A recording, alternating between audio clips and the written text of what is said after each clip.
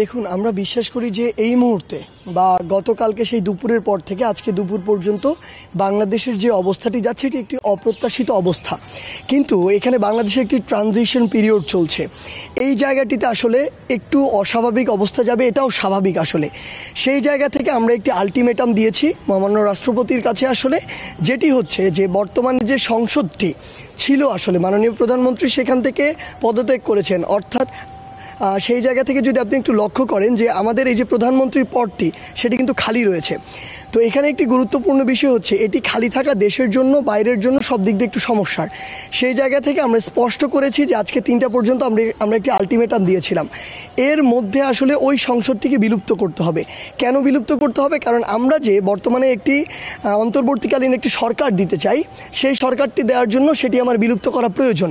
সেটি যদি বিলুপ্তটি না করা হয় তাহলে যে জিনিসটি হবে, যেখানে অসংখ্য চক্রান্ত হচ্ছে এখন, আসলে দেশের ভিতরে হচ্ছে, দেশের বাইরে থেকে হচ্ছে। এই চক্রান্তের ফলে যদি মহামান্য রাষ্ট্রপতির মাধ্যমে আবার কোনো একজন সংসদ সদস্যকে প্রধানমন্ত্রী করে ফেলা হয়, তাহলে কিন্তু আমরা যে ফ্যাসিস্ট যে ব্যবস্থা, স্বৈরাচারের যে ব্যবস্থা, যেটি আমরা উৎখাত করেছিলাম প্রাথমিকভাবে, সেটি আবার হতে পারে, পুনর্বহাল হতে পারে আবার। সেই জায়গা থেকে আমাদের স্পষ্ট কথাটি হচ্ছে যে আগে আমরা 3টা পর্যন্ত আলটিমেটাম দিয়েছিলাম যে ওই যে সংসদটি ছিল সেটিকে বিলুপ্ত করতে হবে।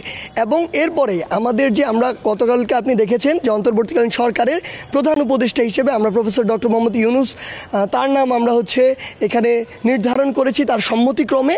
সেই জায়গা থেকে আমাদের যে পুরো টিমটি হবে, প্যানেলটি হবে, যেখানে আমাদের স্টুডেন্টদের স্টেক হোল্ডার থাকবে, সেই পুরো টিমটি আমরা প্রকাশ করব।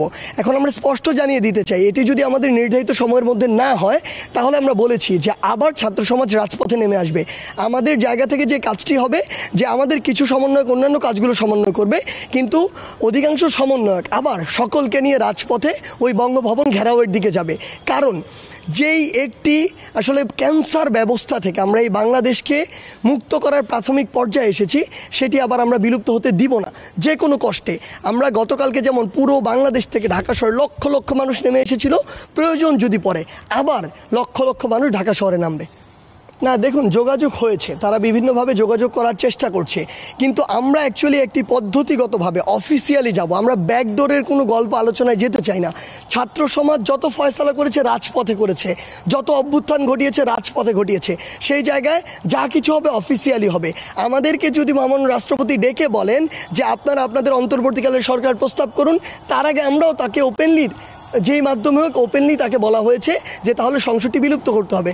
অর্থাৎ ইভেন আমরা দেখছি যে বিভিন্নভাবে সেনাবাহিনীর কথা এখানে আসছে, সেই জায়গায় থেকেও যদি আমাদের কোনো প্রস্তাব আসে, আমরা বলেছি যে পদ্ধতিগতভাবে যেটি যাওয়ার, আপনি যদি ওই বিলুপ্ত করার জন্য মহামান্য রাষ্ট্রপতির সাথে কথা বলে সেটি করতে পারেন, তাহলে পরবর্তী অন্তর্বর্তীকালীন সরকার বা কী কী পদক্ষেপ হতে পারে, কত দ্রুত নির্বাচন হতে পারে, কত সময় লাগতে পারে, কিংবা সংবিধানের কোনো অংশগুলো সংশোধন করার প্রয়োজন রয়েছে কিনা, কিংবা এই যে বাংলাদেশের নির্বাচন কমিশনের প্রতি পুরো বাংলাদেশের মানুষের একটি আস্থাহীনতা তৈরি হয়েছে, সেই আস্থাটি ফিরিয়ে আনার জন্য সেখানে কোনো পদ্ধতিগত কিংবা ব্যক্তির পরিবর্তনের প্রয়োজন আছে কিনা, সেই বিষয়গুলো নিয়ে আমাদের তখন আলোচনা হবে।